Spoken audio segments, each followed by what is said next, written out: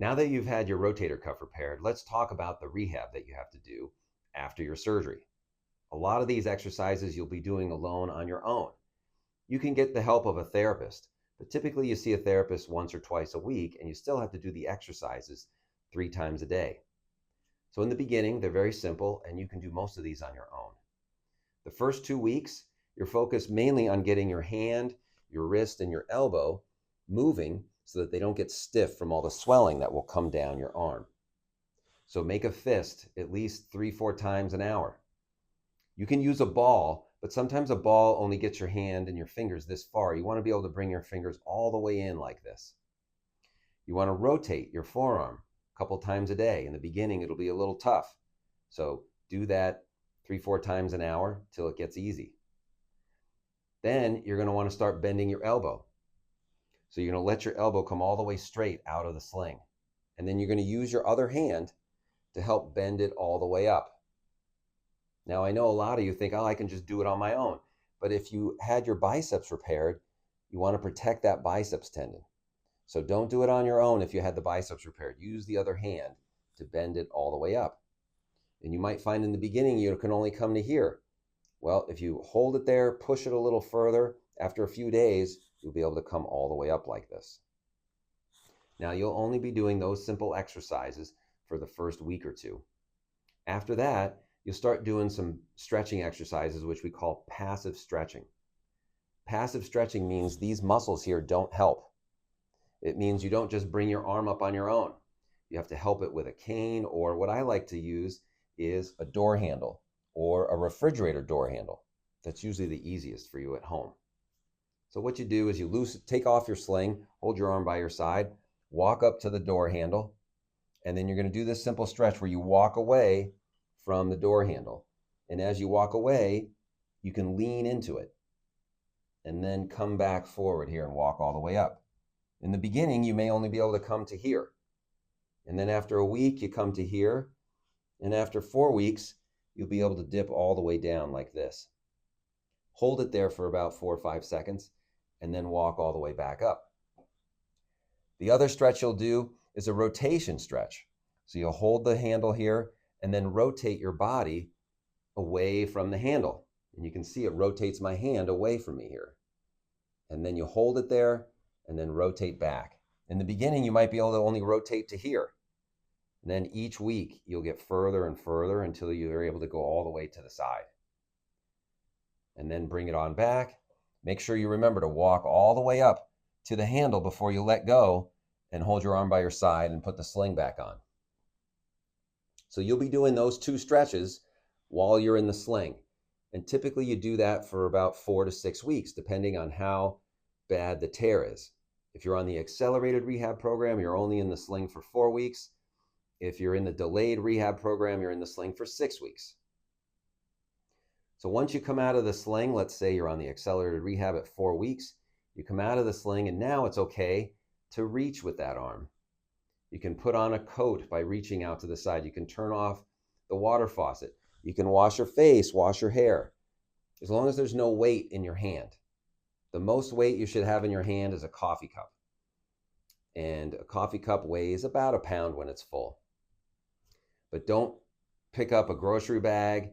Don't go doing some weeding in the garden and picking up things that are heavy. Don't pick up heavy pots and pans in the kitchen. You're not ready for that. Your tendon isn't ready for that. And please, please, please, don't use pain as your guide. Don't think, hey, it doesn't hurt when I reach. I could probably lift 5 pounds with that. I could probably lift a heavy grocery bag. Hey, I did it. It didn't hurt. That doesn't mean it's okay. Pain doesn't mean it's healed. Pain just means it doesn't hurt. So you have to wait and let that tendon heal. All too often, I've seen people go too fast, and then the tendon tears again, and then we have to do another surgery. So be patient. Now, once you get out of the sling, you'll be able to continue with your stretching exercises. You're going to grab that handle, turn out as far as you can so you get as much stretching. You're going to lean forward here. But after a while, you don't get a good stretch by just leaning forward. And you're going to start doing some cane exercises. I'm using this tripod as an example. You're going to hold on to it with one hand and use your good hand to push your arm up as far as you can up above like this. Hold it there for about 5 seconds. and then let it come down. You'll do the same coming out to the side, stretching it out this way, like this. Hold it there for about 5 seconds and then let it come back in. Reaching behind your back as well. You can hold your arm here like this, pull your arm back like this until you're able to grab it with the other hand, and then you can pull it up here. You'll do those 3 stretches 3 times a day for at least 3 to 5 repetitions. Don't do it 20 times. More repetitions can make it sore and make it hurt.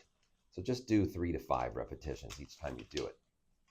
You'll also find if you do these stretches when you're laying on your back, that it can often be really easy that way compared to standing up. It takes gravity out of the picture. It stabilizes your scapula a little better. So try them while you're laying down as well. And these cane stretches or stick stretches should be done several times until you get your motion so it's equal to the other side going up, equal going out to the side, and then equal coming behind your back. Now, you've done all the stretching. It's time to do some strengthening. What kind of strengthening exercises are you going to do? You're going to start off with waist level strengthening. So you're going to be doing some bands, or you're going to do some rows where you row, pull arms like this. You're going to start doing some biceps, some triceps work. You could even do some lat pull downs with really light weight where you're pulling down on the machine. When you get comfortable with that, you can add internal rotation and external rotation band exercises where you're pulling in either direction. And then once you get comfortable with that, then you can add exercises up here at shoulder height. So using a light weight and reaching up like this. Try to avoid doing exercises where you bring it way out to the side or behind your back like this. This is very awkward for your shoulder. The mechanics are not good and it often causes pain. So keep the strengthening exercises in front of you. That's where you're most functional. That's where you're going to be putting dishes away like this. And I know you might want to later on go like this and you'll be able to, but in the early phases, work on getting your strength in front of your body. The mechanics are just better for your shoulder and it causes less pain. After that, you'll start strengthening above your shoulder here, so putting stuff up above and adding more weight to all the other exercises. You'll start by lifting approximately 5 pounds with your arm, like a light grocery bag, and then gradually increasing as your pain permits. It will take you a minimum of 3 months of strengthening to feel good about doing most of your daily activities. If you're a really competitive athlete, it may take a full year to get your strength back and go back to the gym like you were before. So it takes time. Be patient.